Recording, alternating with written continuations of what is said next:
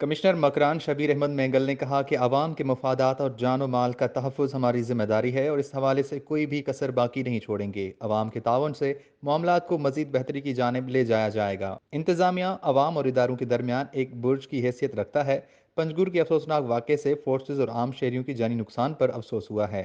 ان خیالات کا اظہار انہوں نے ڈپٹی کمشنر آفس میں پنجگور کے سیاسی، مذہبی اور کاروباری شخصیات کے ساتھ ایک میٹنگ کے دوران کیا۔ اس دوران deputy commissioner Panjgur Abdulrazzaq Sasoli, S P police Syed Ataullah Shah, S P city D Muhammad Baloch, A C Panjgur Amjad Soomro, A C Gwargo Barkat Baloch اور دیگر موجود تھے۔ کمشنر مکران نے پنجگور بازار اور ڈسٹرکٹ ہیلتھ افسر کے دفتر کا بھی دورہ کیا اور وہاں نقصانات کا جائزہ لیا۔ میٹنگ کے دوران سیاسی جماعتوں کے سربراہوں نے کمشنر مکران کو پنجگور واقعے کے بعد شہر میں پیدا ہونے والی صورتحال سے آگاہ کیا۔ کمشنر مکران شبیر احمد مینگل نے کہا کہ پنجگور میں حالات نارمل اور کنٹرول میں ہیں۔